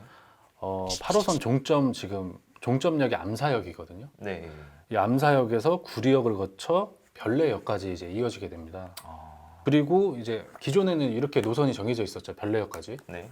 근데 정부에서 그때 3기 신도시 요 광역교통대책 발표를 할 때 네. 좀 여기 인구가 많아지니까 이 8호선 원래 별내역까지 가던 이 노선을 별내 가람역까지 연장을 아. 하겠다. 예, 예. 그러면 지금 연결되네요, 진접선이랑. 예, 예. 그런 계획을 이제 공식화했고요. 그래서 별내역에서 이제 3.2km 구간을 연장을 해서 노선을 잇겠다. 이런 계획입니다. 그래서 그 별내 별가람역 네. 이게 이제 진접선에 지금 깔리는 역이잖아요. 네. 이게 대합실이 좀 지하 3층으로 구성이 됐어요. 아, 네. 왜 그러냐? 이건 이제 8호선 연장을 고려해서 이렇게 구성을 했다고 하더라고요. 노선을 보시면은 강남 쪽으로 네. 이제 이어질 수 있기 때문에 동남권 접근성이 좀 높아질 거다. 아. 네. 그래서 이 시간을 보면은 이제 서울시에서 이 계획을 발표할 때 별내에서 잠실까지 네. 환승 없이 네. 한 27분이면 도착이 가능하다. 아, 27분 굉장히 짧네요. 네네. 저희 집에서도 그렇죠. 늦잠 잘 수 집보다, 예. 있겠네요. 아니, 그렇죠. 저희 평소에도 늦잠 많이 자시지만. 그래서 언제 개통이 될 거냐. 네. 이번에 이제 발표된 게 얼마 안 됐기 때문에 이거 좀 사업성을 좀 따져보긴 해야 돼요. 그런 걸 이제 조사하는 게 예비 타당성 조사라고 하는데 네. 이게 진행 중이고요. 네. 이 진행이 끝나면 이제 기본 계획을 수립하고 뭐 설계 이런 거 좀 하고 그리고 착공 절차를 밟게 되죠. 네. 그래서 사업 기간은 일단은 2029년까지로. 아, 일단 그렇게 정해져. 네네. 이렇게 좀 감안을 하고 보시면 될 것 같습니다. 그 상기 신도시 입주 시점이랑 어떻게 보면 좀 약간 비슷한 그렇게 맞춰져 있는 부분도 있겠네요. 예, 좀 같이 될 것 같습니다. 네. 뭐 또 추가하실 내용 또 있으실까요? 예, 이거 좀 먼 얘기일 수도 있는데 네. 지금 이 8호선을 요 밑쪽으로 판교까지 연장하는 그런 좀 계획을 하고 있습니다. 정부에서. 그거는 어떻게 연결이 되는 건가요? 네, 요건 이제 모란역에서 시작을 해서 네. 그 밑으로 뭐 판교 테크노밸리 거쳐서 판교까지 이렇게 좀 이어지는 구간인데 네. 요건 아직 확정이 안 됐어요. 계획이. 예. 아, 검토 중인 사안이라 네. 지금 일단은 지난 1월이죠. 그때 기획재정부랑 국토부 그리고 뭐 한국개발연구원 요거 이제 타당성 조사를 하는 곳인데요. 그리고 성남시 요 네 곳이 모여가지고 8호선 판교 연장 사업 네. 관련해서 이제 1차 점검 회의를 했다고 하더라고요. 아, 네. 그럼 이것도 호재 중에 하나일 수가 있겠네요. 예, 이제 의견이 맞는다면 진행될 수도 있는 거기 때문에 물론 또 억울하실 수도 있겠지만. 네, 그래서 이거 좀 예의주시하고 보시면 될 것 같습니다. 예, 왜냐면은 남양주 뭐 진접이나 뭐 그쪽 남양주 왕숙, 요 구리 이쪽에서 바로 그냥 한 번에 요 판교까지 올 수가 있으니까요. 일자리가 사실은 어떻게 보면 판교 쪽에 엄청 많잖아요. 네네. 판교에도 많고 그리고 아까 전에 그 강북 쪽에도 많고 네네. 그 강남 쪽에도 많은데 이걸 다 세 군데를 다 갈 수 있다. 네, 엄청난 메리트가 될 수 있을 것 같다는 생각이 듭니다. 네. 그럼 그 시작은 어디다? 진접선이다. 그래서 네. 중요하다. 네. 네. 뭐 친구들이라고 하셨으니까 또 다른 친구가 또 있을 것 같거든요. 네, 아까 말씀드린 네. 9호선. 9호선. 네, 그 황금 라인이 또 올라가나요? 네네. 그래서 9호선 이제 연장선인데요. 이게 네, 강동, 하남, 남양주선입니다. 이쪽 강일지구에서 네. 이어져가지고 이쪽 진접 네. 그쪽 지역까지 이어주는 노선입니다. 지난해 4월 발표한 이 4차 국가 철도망 구축 계획에 이제 포함이 됐어요. 아, 장기 계획 중에 하나로 네네. 들어간 거네요. 네네. 그 별내 별가람역. 아, 네. 네, 여기랑 오남역. 네. 여기 엄청 멀어요, 사이가. 네. 구간이. 네. 그래서 이 사이에 신설역을 하나 이제 해서 네. 이제 9호선을 딱 그쪽으로 연결을 시키겠다. 음. 이런 얘기죠. 새로 신설될 역이 풍양역이라고 아, 이제 그 이렇게 사이에? 가칭입니다. 풍양역에서 이제 요 9호선을 타면 네. 강남까지 45분이면 이제 도착이 가능하다. 45분. 네네. 근데 뭐 45분이라고 하면은 사실 요즘 뭐 경기도에서 출퇴근하는 그런 직장인들의 어떻게 보면 좀 평균 시간이라고 이렇게 볼 수도 있는 건데 예. 혹시 뭐 이거 같은 경우는 뭐 착공 계획이나 뭐 이런 게 있는 건가요? 아니면 이제 근데 이제 8호선에 비해 요 9호선은 좀 아직 계획이 좀 빈약한 편이거든요. 아, 구체적인 사업 계획은 아직 정해지지가 않았어요. 예. 이번 이제 3월 8일에 경기도가 9호선 연장선에 대한 타당성 조사 용역을 시작을 했습니다. 네. 네. 일이 진행되고 있군요. 그래도. 네네. 그래서 타당성 평가랑 그리고 뭐 기본계획 수립, 용역 입찰을 이제 진행을 했다. 그래서 향후 구체적인 노선은 네. 요 예비 타당성 조사가 끝나면 정해진다. 지금 계획상으로는 2025년 착공 네. 그리고 2028년에서 2029년 아, 이제 개통이 목표입니다. 보훈병원 네. 이쪽 역에서 이게 종점이거든요. 9호선. 네. 거기서 고덕 강일 1지구 여기까지 4개 역을 신설하는 4단계 연장 사업이 진행되고 있습니다. 네, 그 이미 공사 중이라는 말씀이시죠? 네, 그래서 지금 제가 앞서 말씀드린 거는 5단계가 되겠죠. 네. 근데 이게 작년 12월 말에 착공에 들어갔어요. 네. 네, 그래서 2027년 말 개통 예정이거든요. 음, 그러면 이 5단계가 진행되려면 이게 끝나야 되겠죠. 뭐 추가 사항이 있으면 저희가 또 따로 모아서 다시 전달해 드리도록 하겠습니다. 근데 이건 좀 여담이지만 네. 이러다가 지하철 북한까지 가는 거 아닌가? 네. 네, 근데 그 저희가 그 예전에 왕숙 갔었을 때 GTX B 노선이 이렇게 들어온다고 얘기를 했던 것 같아요. 네네. 이거랑도 좀 약간 연관이 있는 게 좀 있나요? 바로 GTX-B가 네. 이제 이쪽을 남양주 왕숙을 거쳐서 뭐 별내 이렇게 거쳐서 지날 예정인데 네. 이 정차역에 좀 주목을 해야 돼요. 아, GTX B 노선의 정차역. 네. 네. 근데 만약에 이제 진접선을 이용한다 이렇게 네. 하면은 별내 가람역에서 네. 이제 별내역으로 이동을 해서 네. GTX를 이용할 수가 있고요. 좀 정리를 하자면은 네. 진접선이랑 연결되는 것은 아니고 아 그렇죠. GTX B가 노선이 있는데 8호선이랑 맞물린다는 말씀이신가요? 그렇죠, 그렇죠. 네. 네. 별내 그 가람역에서 네. 8호선을 타고 별내역으로 내려와서 네. 네, GTX를 이용할 수 있다. 아, 예, 그리고 네. 풍양역에서 이 9호선을 타고 이 남양주 왕숙 신설역이 있거든요. 네. 거기서 또 GTX를 이용할 수가 있다.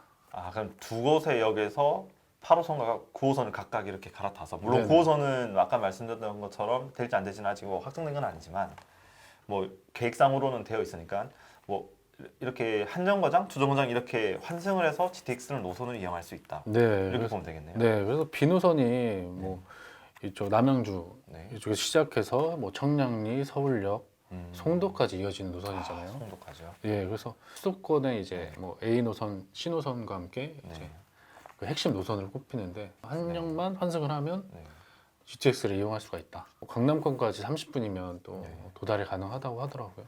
뭐 좀 작은 부담 있으신 분들은 그쪽을 좀 생각해 보셔도 좋지 않을까 네. 이렇게 생각이 듭니다. 사실 뭐 하나의 어떤 지하철역만 생겨도 사실 집값이 많이 뛰잖아요. 네네. 근데 이렇게 많은 역이 생기는데 뭔가 좀 집값의 변화가 좀 있나요? 이 지역에? 예, 많이 있었습니다. 이 진접선 개통역 주변을 좀 봤어요. 네. 그러니까 이제 종점인 그 진접역 네. 인근에 좀 봤는데 거의 뭐 1년 사이에 한 2억 원 가까이가 튀었어요. 좀 많이 오른 2억 곳은. 원. 네. 보통은 한 1억씩 그 정도 오른 것도 있고요. 음, 그래서 여기 이제 이쪽 지역이 원래 2010년도 완공된 아파트들이 많아요. 근데 뭐 지하철도 없고 네. 별다른 호재가 없으니까 네. 거의 집값 변화가 없었다고 하더라고요. 근데 이제 요 진접선 개통 소식이 이제 들려오고 나서 들썩이기 시작했군요. 요동치기 시작했다. 한 1, 2년 전부터 국토교통부 그 실거래가 자료 시스템을 봤더니 네. 요 진접역과 제일 가까운 네. 한 500m 진접 신도 브레뉴. 음. 네, 요건 이제 2009년 12월에 준공됐고요. 네. 538가구입니다. 요게 전용은 134짜리가 네. 올해 1월 8억 2천만 원에 거래가 됐어요. 그 전엔 얼마? 그 전에는 요게 직전 거래가가 2020년 1월 네. 6억 5천만 원이었거든요. 와, 1년 만에 그러면은 1년 거의 1년 만에 1년. 1억 7천만 원이 뛰었고요. 그리고 같은 2000년대 초반에는 네. 이게 4억 원대밖에 안 했어요. 와. 그러면 그러면 지금 그땐 4억 원이었는데 올 1월에 8억 원에 거래가 됐다. 네. 4억 원이 뛴 거죠. 와. 네. 그런데 왜 저희 왕숙 촬영 갔을 때는 왜 이야기를 안 해주셨어요? 아 그때는 1월 네. 전이었죠. 아, 1월 아직 전? 거래가 안 됐죠. 아, 거래가 되기 전이었나? 네. 저희가 다 같이 한 채 샀으면은 저 이걸 안 찍고 있을 수도 있었던. 요 별내 가람역에 네. 생기는 별내 그리고 오남역 그리고 아직 확정되지 않은 그 풍양역 네. 그 주변 아파트들이 다 1, 2억 원씩 올랐다. 네 그런 걸 좀 확인할 수 있었습니다. 근데 사실 요새 뭐 부동산 시장이 좀 약간 정체기라고 이렇게 좀 이야기 나오고 있는데 그 와중에서도 이렇게 들썩이고 있다 이렇게 보면 되겠네요. 네네 진접선만 해도 이렇게 됐는데 네. 이제 앞으로 8호선이나 9호선 GTX가 진행될수록 음, 이제 단계적으로 가격이 오를 수 있다. 음, 좀 상승 압력이 크다. 이런 게 이제 시장의 좀 전체적인 분위기입니다. 네. 네, 지금까지 그 진접선이랑 그 친구들 관련해서 지금 이야기를 나눠봤는데 네. 여러 개 노선이 생길 수 있다라는 것에 되게 놀랐어요, 사실. 네. 나중에 정말 이 계획대로 되면은 이쪽 지역이 정말 많이 바뀌겠구나라는 생각이 들더라고요. 그래서 네. 이쪽 이제 남양주 이쪽 지역이 철도 불모지에서 네. 교통 요충지로 되게 탈바꿈할 것이다. 네, 이렇게 보고 있습니다. 굉장히 전형적인 그런. 네. 저도 사실 한 평을 준비했는데 저는 약간 이런 거 주고 약간 진접은 진짜다, 진짜. 아, 약간 이런 것도 네. 하기도 했는데 이거 안 되겠네요. 이런 거 하면 안 되겠고 진접은 아까 전에 계속 밀고 있는 진짜 뽀로로다. 네. 뽀통력이 될 수 있다. 이렇게 한번 정리해봤습니다. 네. 이제 다음 순서에는 신분당선 연장선 요거를 들고 올 건데요. 신문당선 연장선이요. 네. 좀 궁금한 점 있으시면은 뭐 댓글로 달아주시거나 이러면 네. 이제 그 부분 추가해서 네. 들고 오도록 하겠습니다. 그럼 지금까지 돈줄의 길목을 지키다 머니맨 송준영 기자였고요. 임대맨 기래성 기자였습니다. 감사합니다.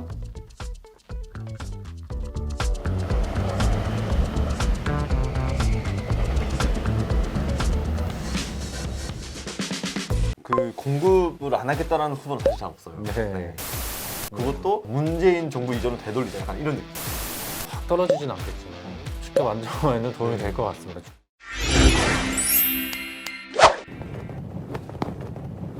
윤석열 후보 네. 이제 알아볼 텐데 네. 윤석열 후보는 좀 시장 친화적이라고 네, 맞습니다. 그렇게 말씀하셨죠. 최근에 그 토론을 보시면은 네. 약간 시장 친화적이라는 얘기를 분명히 강조를 했었는데 네. 먼저 대출 규제를 완화해서 집을 사는데 좀 대출을 받을 수 있게 하고 전세가 상승이 예상되기 때문에 임대차 3법을 개정을 먼저 하겠습니다. 그 공약들을 좀 보시면은 좀 재밌습니다. 먼저 첫 번째로 보면은 약간 규제 완화, 줄을 이룹니다. 그것도 문재인 정부 이전을 되돌리자 약간 이런 느낌입니다. 예. 네, 실제 그 공약지 보시면은 네. 뭐 문재인 이전, 뭐 2020년 이전, 뭐 이런 식으로 약간 기간이 이렇게 정해져 있더라고요. 그래서 네. 한번 살펴보면은 네. 이건 좀 구체화는 좀 안 되어 있긴 한데 뭐 예를 들어서 뭐 그 임대차 3법 개정을 자기가 대통령이 되면은 그 7월이 되면은 이제는 만 2년이 돌아오잖아요. 네네. 그러면 그 전에 개정을 하겠다. 뭐 뭐 이 정도 수준의 언급을 했고요. 네네. 뭐 주택 공시 가격 사실은 이게 엄청난 반향을 일으켰잖아요. 네네. 그래서 이 주택 공시 가격을 하향 조정하고 종합 부동산세와 재산세를 통합하고 취득세를 또 인하하고 네네. 뭐 이런 내용으로 하는 부동산 세제 개편안을 네. 공약으로 내세웠습니다. 이게 사실 이런 것들이 어떻게 보면은 지금까지 지금 현 정부 같은 경우는 강화해왔잖아요 규제를. 네네. 네. 근데 이걸 약간 완화하는 방향 쪽으로 이렇게 보시면 될 것 같고. 네네. 그리고 뭐 공시 가격만 보면은 뭐 2020년 수준으로 되돌리겠다. 이 문재인 정부 들어서 뭐 공시 가격이 뛰면서 이것 때문에 힘들어졌다라는 사람들이 이야기했으니까 이런 사람들의 어떤 이야기를 반영한 거라고 보면 되겠죠. 네, 좀 세금 완화에 초점이 맞춰져 있는 것 같네요. 네, 그렇죠. 뭐 이중과세 논란이 있어서 뭐 정부세랑 재산세를 이거 이중과세라 했었는데 이거를 뭐 그냥 합쳐가지고 그 내게끔 하겠다. 이거 사실 어떻게 보면 축소 개념이긴 해요. 네. 맞아요. 사실은 이번 정부에 있어서 다주택자들을 엄청나게 핍박이라 하면 약간 좀 너무 정책이 단어일까요? 다주택자들을 약간 올가매는 그런 정책들을 많이 나왔었는데 그 윤석열 후보 같은 경우는 다주택자 양도세를 중과했던 거를 최대 2년 동안 아까 그 이재명 후보 같은 경우는 433이었나요? 433. 아, 예. 이거를 2년 동안 한식으로 예. 배제하겠다. 네. 2년 동안 마음껏 팔아라. 네네. 네, 어쨌든 이거는 좀 공급을 좀 더 늘리기, 시장의 공급을 늘리기 위한 지금 공급이 다 막혀 있잖아요. 네네. 이런 걸 좀 풀겠다. 그런 구상도 밝혔습니다. 예. 그러면 좀 매물이 많이 나올 수도 있겠네요. 그렇죠. 예. 2년 동안 만약에 양도소득세를 구체적 수치는 안 나와 있죠. 만약에 아예 안 매긴다고 해버리면은 네. 이미 주택 가격이 많이 뛰었기 때문에 네네. 매물이 많이 나올 가능성도 없잖아 있다. 네. 이렇게 보시면 될 것 같고 윤 후보 같은 경우는 이 취득세 관련해서 1주택자에 대해서 1에서 3%인 취득세율을 단일화하거나 아니면은 뭐 세율 적용 구간을 단순하게 바꾸겠다. 네네. 그리고 뭐 이거는 사실 1주택자들도 세금 내서 불만이 많았었잖아요. 예, 그렇죠. 이 부분을 건드는 것 같아요.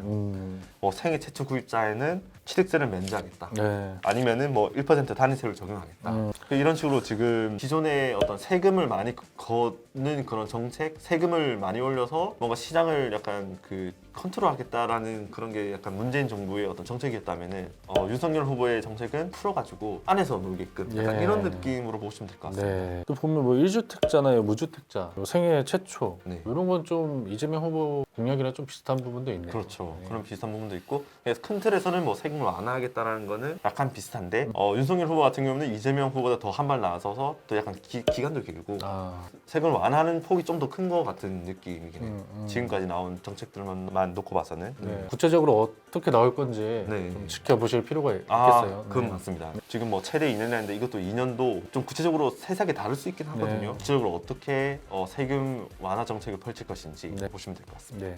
네.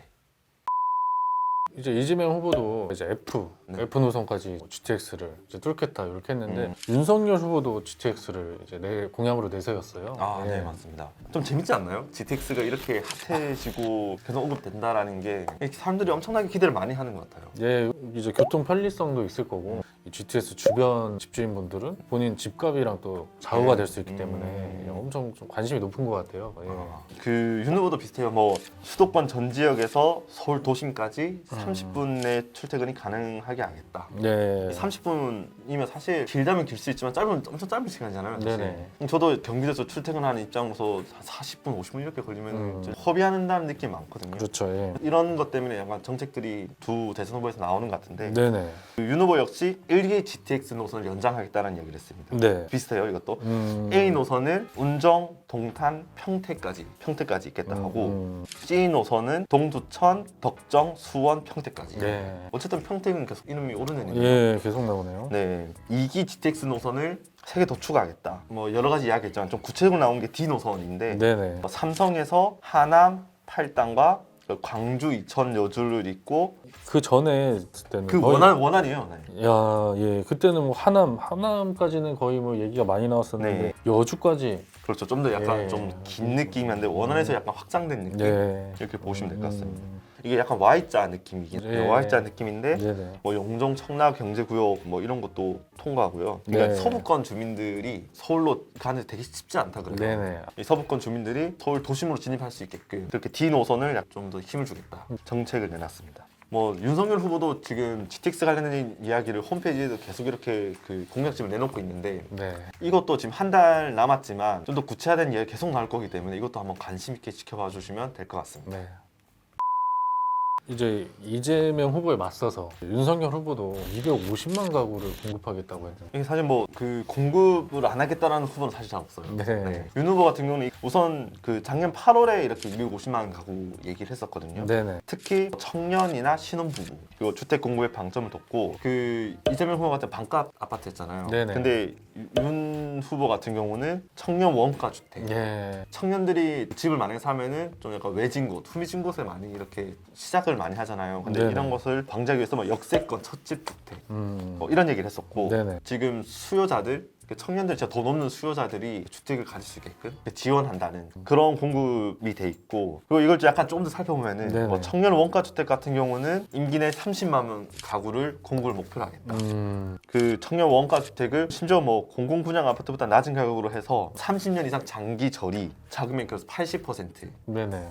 마련하도록 하겠다. 어우. 뭐 이렇게까지 얘기 나오는데 큰 틀은 공급을 확대하고 청년들을 위한 집을 구할 수 있는 그런데 좀 이익을 많이 주겠다. 네. 이런 측면을 보시면 될 것 같습니다. 그 윤석열은 약간 특징적인 점이 네네. 그 일기 신도시 있잖아요. 네네. 일기 신도시가 지금 노후화 문제로 좀 이야기가 많긴 한데 그렇죠. 예. 뭐 분당이라든지 일산, 평촌, 삼본, 중동 여기 재정비 공약을 내놨습니다. 네네. 일기 신도시 재정비를 위한 특별법을 제정을 해서 용적률을 상향하고 네. 행정 절차 간소화하고 일기 신도시 5곳에 10만 호를 공급하겠다. 예. 이렇게 되면은 고령자분들이 많잖아요. 지금 살고 계신 분들. 네네. 근데 이런 분들을 위해서 이주할 주택도 제공하고 세입자들 같은 경우는 그냥 나와 살아야 되잖아요. 근데 네네. 이런 분들한테 뭐 우선 청약권을 주겠다. 뭐 이런 이야기도 있고 일기 신도시를 약간 겨냥한 듯한 그런 정책들이 나왔고요. 그다음에 뭐 컴팩트 시티라 그래서 네. GTX 노선에 따라서 통 25만 호를 짓겠다. 아. 이것도 약간 좀 특징적인 부분이긴 하죠. 네네. 네. 이거는 뭐 많이 언급되어 있는 내용은 아니지만 뭐 이런 것들이 있다 이렇게 봐주시면 될 것 같습니다. 네. 네.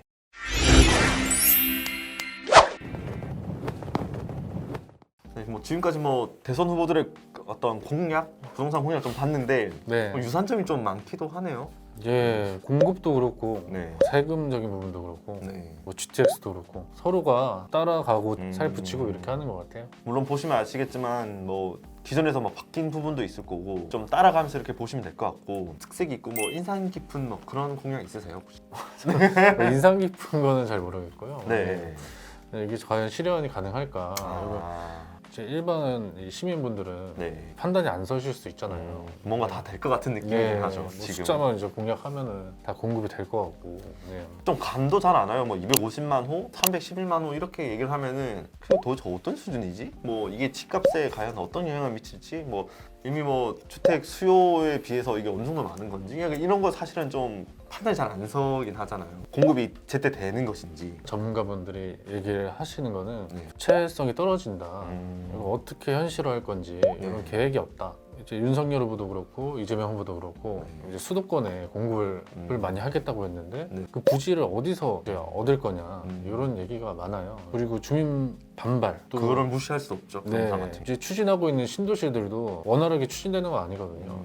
좀 시간이 갈수록 이걸 어떻게 구체화 시키냐 이런 걸 좀 들여다 보셔야 될 것 같습니다. 아마 그런 것도 좀 약간 다음 토론회 때 나오지 않을까요? TV 방송 토론회 때 약간 이런 구체적인 정책 검증을 좀 하지 않을까 싶긴 한데 네, 과거 뭐 예전에 뭐 노태우 정부 때나 이렇게 그냥 200만 원 때려박아 했을 때 때려 박히는 그런 시대는 아니란 말이죠. 예, 네. 그리고 공급을 한다고 해서 이게 단기간에 사실 좀 이렇게 공급이 확 늘어나야 시가시 좀 약간 안정화되는 그런 측면이 있는데 그런 게 아니라 이게 뭐 조금씩 이렇게 만약에 돼버리면은 이게 과연 집값을 잡을 수 있는 공약이 될 수 있을 것인가? 약간 그런 의심도 사실 없잖아 있긴 하고요. 예. 네. 그리고 이제 이재명 후보는 반값 아파트를 공약을 네. 했고 윤석열 후보는 그 원가 주택 네. 이게 비슷한 개념이거든요. 아, 예. 그렇죠. 거의 원가로 공급을 하겠다는 건데 이 후보들 주장으로는 이제 택지비, 땅값이랑 건축비를 이제 원가로 이제 조성을 하겠다. 근데 분양가 정할 때 땅값이랑 건물값만 하는 게 아니거든요. 이제 가산비도 같이 포함이 돼요. 네. 뭐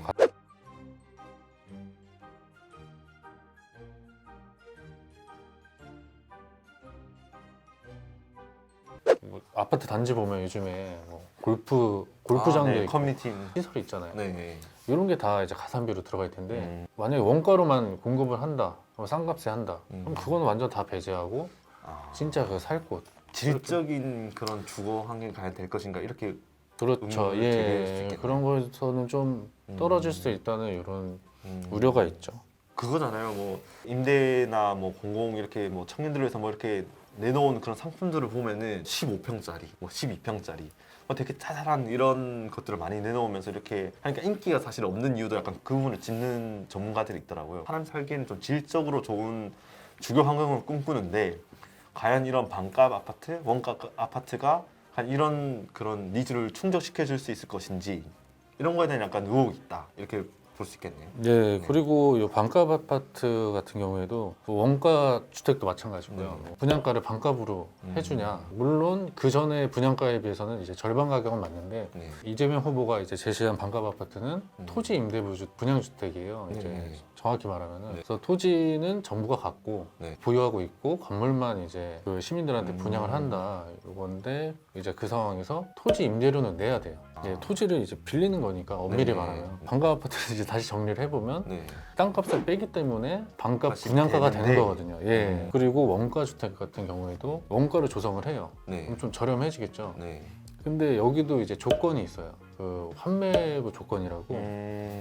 만약에 나중에 이제 집을 판다. 네. 이럴 때 이제 그 시세 차익의 70%만 가져가야 되고 이거 무조건 이제 시행자한테 이제 팔아야 되는. 정리를 해보면 네. 반값 아파트나 원가 주택이나 완전한 내 소유는 아니다. 로또는 아니다. 예, 뭐 로또로 쉽게 아, 그렇게- 로또도 아니고 로또도 아니고. 네, 완전한 내 집도 아니다. 요거는 음. 좀 생각을 해 두셔야 될 것 같아요. 세상에 공짜라는 게 없잖아요. 사실 뭐 네. 되게 자극적이지 않나요? 반값 아파트, 원가 아파트 되게 자극적인데 네. 이런 측면도 있다라고 한번 보시면 될 것 같습니다. 네. 뭐 또 다른 거 덧붙여 주실 말씀 있으세요? 예, 이제 세금적인 부분도 아, 네. 그렇죠. 세금 중요하죠. 예, 과연 양도세 이런 취득세 그런 얘기가 나오는데 제가 이제 좀 취재한 바로는 네. 양도세 같은 경우에는 뭐 이제 그동안에 제일 걸림돌이 팔면 얼마 안 남는 그런 거였잖아요. 양도세 중과가 네. 있다 보니까. 그래서 그런 부분을 좀 완화해주면 확실히 매물이 좀 나올 그런 확률은 높아질 것이다. 이게 좀 그런 얘기가 많아요. 지금 집값이 거의 2배 이상 오른 곳이 사실 많잖아요. 네. 뭐 이런 분들 같은 경우는 특히 뭐 이렇게 여러 주택 여러 채를 소유하신 분들은 이거 내놓고는 싶은데 너무 떼가는 게 많으니까 네. 이럴 바에 그냥 들고 있겠다. 그래서 정권이 바뀌면은 양도세가 없어지면 그때 내놓겠다. 약간 이렇게 생각하시는 분들 많더라고요. 네. 집값 안정화에 좀 도움이 된다고 보세요? 좀 어떻게 보세요? 이제 좀 매물이 나오다 보면은 아무래도 뭐 확 떨어지진 않겠지만 집값 안정화에는 도움이 네. 될 것 같습니다. 좀 장기적으로는. 예. 윤석열 후보가 네. 그 재산세랑 종부세를 아, 이제 네. 통합한다고 했잖아요. 네. 근데 이것도 좀 이제 의견이 갈려요. 아, 예. 이게 약간 왜냐면- 좀 신박한 내용이긴 하죠. 이재명 후보한테는 없는 내용이죠. 네. 네. 보통 재산세는 토지랑 건물에 이제 매기는 세금이고 네. 요 종부세는 인당, 인별과세예요. 사람한테 매기는. 네. 요거를 이제 통합한다. 음. 이제 부과 기준이 다른데 네. 좀 복잡해요. 이게 통합을 하려면. 그럼 토지, 주택, 사람이 물화일체가 되는 거네요. 네. 네. 그리고 종부세 같은 경우에는 지자체들이 이제 좀- 재원으로. 예, 재원으로 활용이 되는데 과연 지자체들이 가만히 있겠느냐. 예산이 완전 줄어드는데 네. 네, 그런 반발도 좀 생각을 해야 되기 때문에 과연 현실성이 실현? 네, 있느냐는 좀 계속해서 좀 지켜보셔야 될 것 같습니다. 뭐 아까 공급 정책도 마찬가지고 세금도 마찬가지고 약간 겉으로 보기에는 이것도 되게 혹하는 부분이 있는데 현실 가능성이라는 측면에서 놓고 보면은 쉽지 않은 것들이 있을 수 있다. 이렇게 보면 되겠네요. 네네. 네.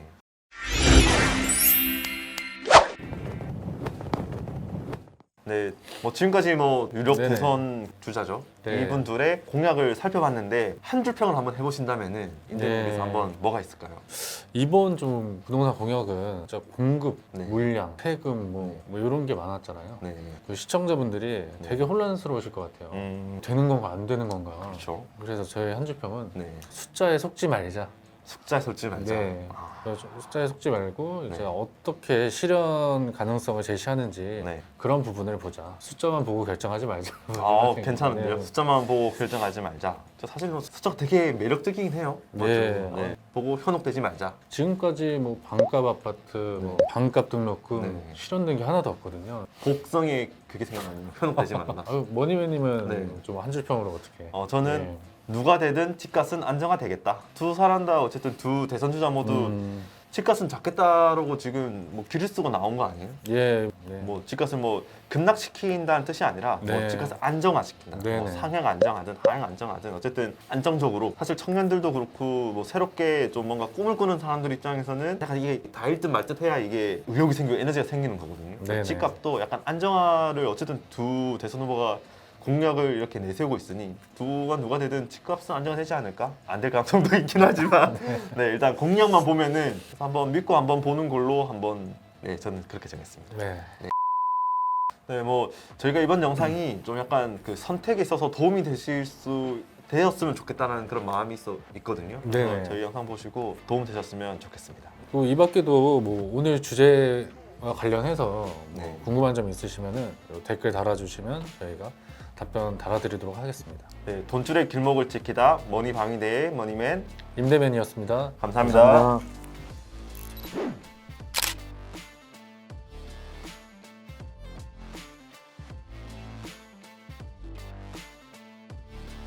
돈줄의 길목을 지켜드립니다. 머니방위대의 다른 영상도 즐기시려면 구독 버튼을 꾹 눌러주세요.